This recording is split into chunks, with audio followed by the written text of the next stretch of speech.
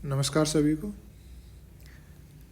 कल हमने last video में देखा था रक्त के संगठन के बारे में। WBC, RBC, प्लेटलेट और प्लाज्मा में क्या क्या चीज़ें उपस्थित होती हैं, रक्त का कुल मिलाकर संगठन क्या है, रक्त बनता किन चीज़ों से।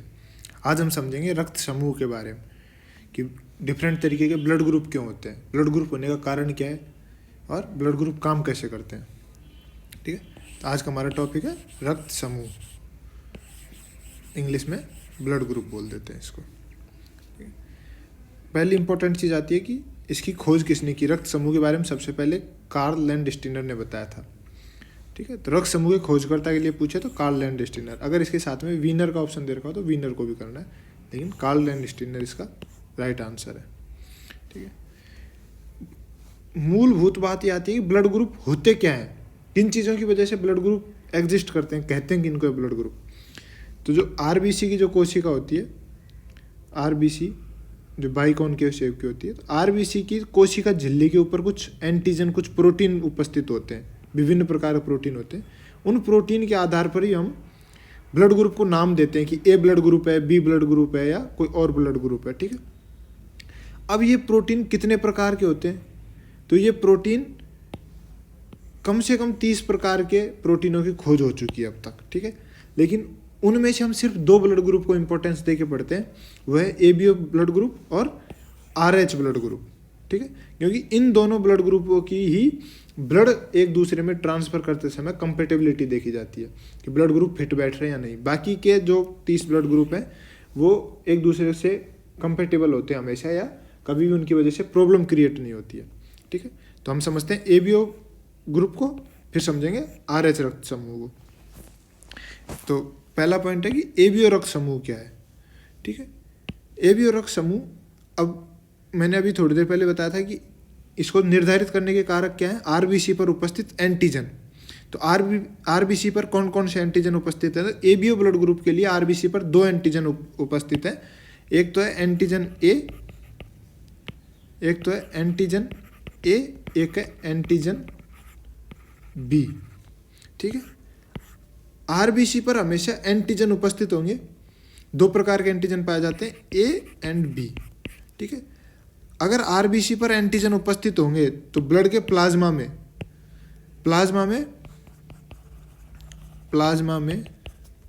विपरीत एंटीबॉडी उपस्थित होगी। विपरीत एंटीबॉडी का मतलब विपरीत एंटीबॉडी उपस्थित होगी। अभी समझते हैं हम ये क्या बात है भाई। देखो, ये एक RBC है, इसके ऊपर ये एंटीजन A उपस्थित है। ठीक है, तो अब इस RBC के लिए एंटीजन B एक बाहरी पदार्थ हो गया, और हम ये जानते हैं कि बाहरी पदार्थ शरीर में जब आता है तो उसके खिलाफ एंटीबॉडी एक्टिव होती है। तो एंटीजन A वाले रक्त समूह में जब B एंटीजन आएगा तो वो बाहरी होगा और उसे किल करने के लिए एंटीबॉडी B होगी। ठीक है, ऐसे ही दूसरा एग्जाम्पल देखते हैं कि किसी RBC पर B एंटीजन उपस्थित है। यहाँ एंटीजन कौन सा उपस्थित है, B। एंटीजन B उपस्थित है, तब क्या होगा कि उसके लिए एंटीजन A बाहरी पदार्थ हो गया। अगर मैं कहता हूँ कि कहीं कोई एंटीजन A है तो उसके शरीर में तो उपस्थित था नहीं, तो इस एंटीजन A को किल करने के लिए उसकी बॉडी में या उसके ब्लड प्लाज्मा में एंटीबॉडी, ये वाली तो B थी और यहाँ एंटीबॉडी A हो गई। ये इसके प्लाज्मा में पहले से ही उपस्थित है। ठीक है, तो जब एंटीजन A, जिसका आकार ऐसा माना था हमने, वो इस B एंटीजन वाले ग्रुप के अंदर आएगा तो उसके ऊपर ये एंटीबॉडी फिट बैठेगी और लॉक और की के सिद्धांत काम करती है। जैसे ताला और चाबी एक दूसरे में फिट बैठते हैं साइज के आकार पे, वैसे ही एंटीजन एंटीबॉडी फिट बैठते हैं और ये इसको किल कर देगी। ठीक है, तो जिस B ब्लड ग्रुप में A एंटीजन होगा उस ब्लड ग्रुप को हम A ब्लड ग्रुप बोलेंगे, जिसमें B एंटीजन होगा उसको हम B ब्लड ग्रुप बोलेंगे। एक ऐसी RBC होती है जिस पर A एंटीजन भी उपस्थित होता है, B एंटीजन भी उपस्थित होता है, तो ब्लड ग्रुप का नाम तो हम AB दे देते हैं, और एंटीबॉडी उसमें अगर A उपस्थित होगी तो इसको किल कर देगी तो भी काम खराब हो जाएगा, B एंटीबॉडी होगी तो इसको किल कर देगी, इसका भी काम खराब हो जाएगा, इसलिए इसमें एंटीबॉडी नहीं होती है। एंटीबॉडी एब्सेंट होती है। एक ऐसी आरबीसी होती है जिसपे कोई भी एंटीजन नहीं होता है, न ए होता है न बी होता है, तो वो क्या हो गई जीरो, और जीरो ए और बी के साथ राइम नहीं करता, इसलिए इसको हम क्या बोल देते हैं ओ। अब इसके ऊपर कोई भी एंटीजन नहीं है तो इसके प्लाज्मा में किसी भी प्रकार की एंटीबॉडी हो कोई दिक्कत नहीं होगी, क्योंकि ये एंटीबॉडी किसी भी एंटीजन को खा नहीं सकती है। इस आरबीसी के ऊपर तो एंटीजन ही नहीं है तो किसको किल करेंगी, तो इसके अंदर एंटीबॉडी ये कौन सी थी भाई, बी थी, और ये ए थी साइज के हिसाब से, ठीक है।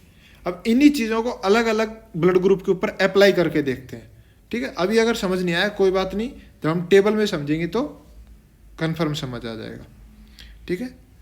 हम जानते हैं ब्लड ग्रुप कितने प्रकार के होते हैं, 4, ए बी और ओ, ठीक है। सबसे पहले देखते हैं ए ब्लड ग्रुप को, ठीक है। ए ब्लड ग्रुप के लिए आरबीसी पर एंटीजन या प्रतिजन कौन सा होगा, तो जो ब्लड ग्रुप होगा वही एंटीजन होगा, इसलिए इसके ऊपर ए एंटीजन होगा, ठीक है। एंटीजन कौन सा होगा, ए, ठीक है। और बी के लिए कौन सा एंटीजन होगा, बी के लिए एंटीजन होगा बी, ठीक है। जैसे हम वर्गाकार बना रहे थे, आयताकार बना रहे थे, एंटीजन का नाम होगा बी।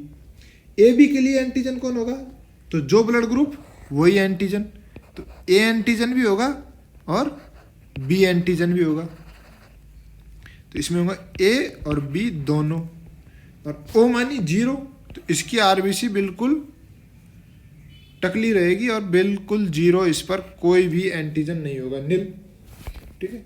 अब वापस ए ब्लड ग्रुप की तरफ चलो।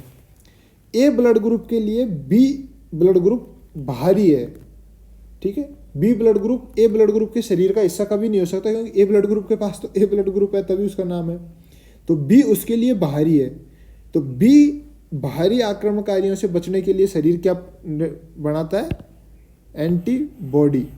तो बी के पास, ए ब्लड ग्रुप के पास बी के लिए एंटीबॉडी होगी, तो एंटीबॉडी बी,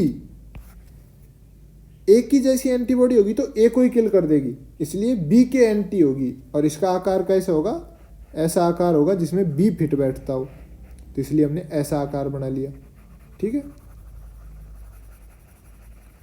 बी इसमें फिट बैठेगा, तो अब जब कभी भी बी आएगा तो हमारे प्लाज्मा में उपस्थित एंटीबॉडी ए ब्लड ग्रुप वाले की एंटीबॉडी अगर बी ब्लड ग्रुप डाल दिया तो उसे बी ब्लड ग्रुप को, आरबीसीओ को खत्म कर देंगे, ठीक है।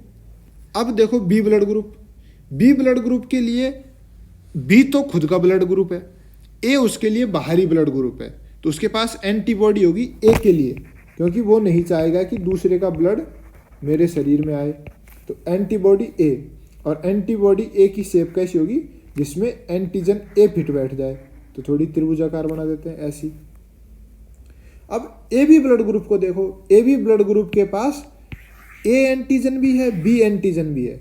अगर उसके पास ए एंटीबॉडी होगी तो ये ए वाले एंटीजन को खा जाएगी, बी एंटीबॉडी होगी तो बी वाले एंटीजन को खा जाएगी, इसलिए न तो ए एंटीबॉडी हो सकती है न बी एंटीबॉडी हो सकती है, तो इसमें क्या होगा, नील, ये खाली रहेगा। अब ओ ब्लड ग्रुप को देखो, ओ ब्लड ग्रुप में क्या है, इसके ऊपर कोई एंटीजन उपस्थित नहीं है, तो इसके रक्त में एंटीबॉडी ए भी उपस्थित हो सकती है और एंटीबॉडी बी भी उपस्थित हो सकती है, क्योंकि इसके लिए तो सारे ही एंटीजन बाहरी हैं, इसके पास कोई एंटीजन है ही नहीं, तो सारे एंटीजन इसके लिए बाहरी हैं। तो ए के लिए हमने त्रिभुजाकार को चूज कर रहे हैं अभी तक, और बी के लिए आयताकार या वर्गाकार आकृति मान रहे हैं। इतना समझ आ रहा है एंटीजन और एंटीबॉडी। एक क्वेश्चन कई बार पूछ लिया जाता है, वो भी ध्यान रखना कि एंटीजन तो उपस्थित होते हैं आरबीसी पर और एंटीबॉडी उपस्थित होती है प्लाज्मा में।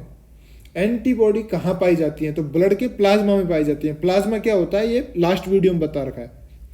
और एंटीजन कहाँ बात है, आरबीसी की कोशिका झिल्ली पर पाए जाते हैं। अब देखो वे रक्त समूह जिनसे रक्त ग्रहण किया जा सकता है, तो रक्त ऐसे ही रक्त समूह से ग्रहण किया जा सकता है। दो तरीके हैं इसको याद करने के। एक तरीका है कि ओ सबको दे सकता है, तो ओ लिख दो और खुद का ब्लड ग्रुप लिख दो, हो गया सेम, ठीक है। इनसे ही रक्त ले सकता है। दूसरा, इसको समझना चाहो तो ऐसे समझो कि जब रक्त देते हैं तो हम प्लाज्मा नहीं देते, रक्त देने पर सिर्फ आरबीसी का ही दान किया जाता है। तो रक्त देना क्या है, आरबीसी का दान या आरबीसी का एक ग्रहण, ठीक है। प्लाज्मा नहीं देकर सिर्फ आरबीसी, क्योंकि प्लाज्मा की पूर्ति, प्लाज्मा में 90 से 92% पानी होता है, उसकी पूर्ति तो सलाइन सॉल्यूशन से की जा सकती है, लेकिन आरबीसी की पूर्ति किसी दूसरे के रक्तदान से ही की जा सकती है। तो अगर मैं इस ए ब्लड ग्रुप वाले व्यक्ति को बी ब्लड ग्रुप की आरबीसी चढ़ा दूंगा, ये कोशिका इसके ब्लड ग्रुप में चढ़ा दी, इसके ब्लड ग्रुप में ये कोशिका चढ़ाते इस कोशिका का आकार हो जाएगा ऐसा, और इस कोशिका के ऊपर ये एंटीबॉडी इसको एनग्लव कर जाएगी, ये एंटीबॉडी इस पर फिट बैठती है। तो बी की आरबीसी को कभी भी मैं ए ब्लड ग्रुप वाले को नहीं दे सकता हूँ, ए की दे सकता हूँ क्योंकि ये फिट नहीं बैठती है, और ओ तो दे ही सकता हूँ क्योंकि ओ के ऊपर तो कोई एंटीजन है ही नहीं। जब ओ इसमें जाएगा तो ये एंटीबॉडी ओ में से खाएगी क्या, ये तो खुद ही भूखा पड़ा है। तो ये तो ओ और ए हो गए, याद रखना ओ और ए को लिख सकते हैं अपन हर जगह ग्रहण करने में। तो बी किससे ग्रहण कर सकता है, बी ऐसे ही ओ से ग्रहण कर सकता है और बी से ग्रहण कर सकता है। ए बी किससे ग्रहण कर सकता है, तो ए बी ओ से ग्रहण कर सकता है, ए बी से ग्रहण कर सकता है। इसके पास तो कुछ मारने का जुगाड़ है ही नहीं, इसके पास तो किल करने के लिए एंटीबॉडी नहीं है, तो इसमें किसी का भी ब्लड आए ये किसी के ब्लड की आरबीसी को किल नहीं कर सकता है क्योंकि इसके पास एंटीबॉडी नहीं है। तो इसके पास ए का भी आए चाहे बी का भी आए तो ये चारों का ले सकता है। ओ किसका ले सकता है, ओ सिर्फ ओ का ले सकता है। अगर ए का लेगा, अगर ए का ब्लड ग्रुप लेगा तो ये एंटीबॉडी ए की आरबीसी को खत्म कर देगी, ये एंटीबॉडी बी के को कर देगी। ए बी का लेगा तो दोनों खत्म कर देंगी, इसलिए न ए से ले सकता है न बी से ले सकता है। ये मैं लास्ट में क्वेश्चन के फॉर्म में भी बता दूंगा आपको। वे रक्त समूह जिन्हें रक्तदान किया जा सकता है, तो ए किसको रक्तदान कर सकता है, तो ए खुद को तो दान कर ही सकता है, तो ए को रक्तदान कर सकता है।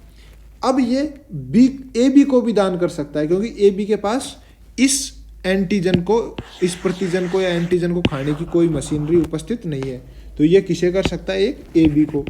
मतलब जब दान करना हो तो ए बी और जोड़ देना है, तो बी बी को कर सकता है, ए बी को कर सकता है। ए बी सिर्फ ए बी को कर सकता है क्योंकि अगर ए बी ने खुद के ब्लड को ए को दिया तो ये वाली एंटीबॉडी खा जाएगा, बी वाली एंटीबॉडी इसको खा जाएगी, बी को दिया तो ए वाली एंटीबॉडी खा जाएगी, ओ को दिया तो दोनों खा जाएंगी, इसलिए ए बी सिर्फ ए बी को कर सकता है। और ओ किस किस को दान कर सकता है, तो ओ दान कर सकता है ओ को, क्योंकि इसके पास कुछ खाने का जुगाड़ ही नहीं है, कोई सामने वाला खाएगा तो क्या खाएगा, खूब आरबीसी दे भाई। ओ को, ए को, बी को और ए बी को। ठीक, इस टेबल में से समझ आया तो सही, नहीं आया तो भी काम चल जाएगा। आगे बढ़ो। क्वेश्चन आता ही क्या है, क्वेश्चन मेनली पूछता ही दो है। क्वेश्चन पूछता है कि सर्वदाता रक्त समूह, तो सर्वदाता कौन है, ओ, और ओ में भी ये याद रखना ओ माइनस और भी ज्यादा सर्वदाता है। लेकिन ये क्यों है ये मैं आरएच वाले में भी बता रहा हूं आपको। ठीक है, सर्वग्राही कौन है, ग्राही कौन होता है, जो लेने वाला हो। तो ए बी आबाद्यो भाई, ऐसे याद रख लेना, ए बी मीन्स आबाद्यो भाई। ठीक है, तो ए बी और ए बी में ए बी पॉजिटिव। एक क्वेश्चन और कभी पूछता है कि वह रक्त समूह जिसकी आरबीसी पर कोई प्रतिजन उपस्थित नहीं होता। तो प्रतिजन की उपस्थिति के आधार पर हम रक्त समूहों का निर्माण कर रहे थे या रक्त समूहों का नाम दे रहे थे, नामकरण कर रहे थे। तो ओ मीन्स 0, तो ओ की आरबीसी पर कोई भी प्रतिजन उपस्थित नहीं होता है। ठीक है, ये हो गया ABO blood grouping. ABO blood grouping में अगर इतना समझ आ रहा है तो बहुत अच्छी बात है, नहीं तो 2 क्वेश्चन इसमें से पूछता है और 2 ही क्वेश्चन यहाँ से आते हैं। ठीक है, ये 4 क्वेश्चन ही घूम घाम के कई बार पूछे गए, ये 4 याद कर लो, समझ नहीं आया तो उतने से भी काम चल जाएगा। नेक्स्ट टॉपिक है आरएच रक्त समूह, कि आरएच रक्त समूह क्या होते हैं। आरएच रक्त समूह क्या होते हैं, आरएच रक्त समूह की खोजकर्ता कौन था, लैंडस्टीनर और वीनर। ठीक है, Landsteiner blood group, ABO blood group का भी खोज करता है और आरएच ब्लड ग्रुप का भी खोज करता है। जैसे एबीओ ब्लड ग्रुप के कारक या प्रतिजन आरबीसी की कोशिका झिल्ली पर मिल रहे थे, वैसे ही आरएच के कारक भी आरबीसी की कोशिका झिल्ली पर ही मिलते हैं। अब आरएच कारक में, एबीओ कारक में 4 कंडीशंस हो सकती थी, आरएच कारक में 2 कंडीशंस हो सकती है। पहली कि आरएच कारक उपस्थित हो, आरएच कारक अनुपस्थित हो। जब उपस्थित होगा तो उन्हीं एबीओ ग्रुपों के ऊपर हम प्लस प्लस के साइन जोड़ देंगे, जब अनुपस्थित होगा तो हम माइनस माइनस के साइन जोड़ देंगे। ठीक है, आरएच कारक भी होता वैसे ही है। मान लो ये कोई आरबीसी है, ठीक है, इसके ऊपर ऐसा कोई कारक प्रेजेंट है, इसको हमने आरएच कारक बोल दिया। तो ये तो क्या हो गई पॉजिटिव। एक और कोई आरबीसी है, इसके ऊपर कोई कारक उपस्थित नहीं है, तो इसको हमने क्या बोल दिया आरएच नेगेटिव। ठीक है, और ये क्या है आरबीसी है। ठीक है, अब आरएच कारक वाले या आरएच पॉजिटिव नेगेटिव ग्रुप एक दूसरे को ब्लड कैसे ट्रांसफर करते हैं, तो उसका एक मैकेनिज्म है। नेगेटिव रक्त समूह वाले जो है वो दोनों को कर सकते हैं, सभी को, पॉजिटिव को भी और नेगेटिव को रक्त समूह को दान कर सकते हैं, और पॉजिटिव रक्त समूह सिर्फ पॉजिटिव को ही दान कर सकते हैं। लेने के लिए उल्टा हो जाएगा, नेगेटिव वाला सिर्फ नेगेटिव से ही ले सकता है और पॉजिटिव वाला दोनों से ले सकता है, क्योंकि पॉजिटिव वाला यहाँ नेगेटिव से ले रहा है और यहाँ पॉजिटिव से ले रहा है। तो ये दो टैगलाइन याद रखोगे, नेगेटिव वाला नेगेटिव वाला पॉजिटिव और नेगेटिव दोनों को दे सकता है, और पॉजिटिव वाला सिर्फ पॉजिटिव को दे सकता है। इन दोनों चीज़ों को, इन दोनों वाक्यों को जब आप यहाँ अप्लाई करोगे तो इसमें कॉम्बिनेशन और बढ़ जाएंगे जो जनरली नहीं पूछे जाते हैं।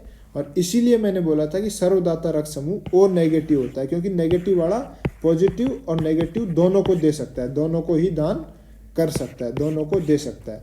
इसलिए ओ नेगेटिव सर्वदाता होता है और ए बी पॉजिटिव सर्वग्राही होता है, क्योंकि A B negative A B positive से नहीं ले सकता है, बाकी तो सबसे ले सकता है। नेगेटिव वाला सिर्फ नेगेटिव से ले सकता है, इसलिए ए बी पॉजिटिव सर्वग्राही आबादो भाई, और ओ नेगेटिव सर्वदाता सबको दे सकता है ओ नेगेटिव। ठीक है, तो आपको रक्त समूह ये वाला टॉपिक समझ आया होगा। Thank you. ओके।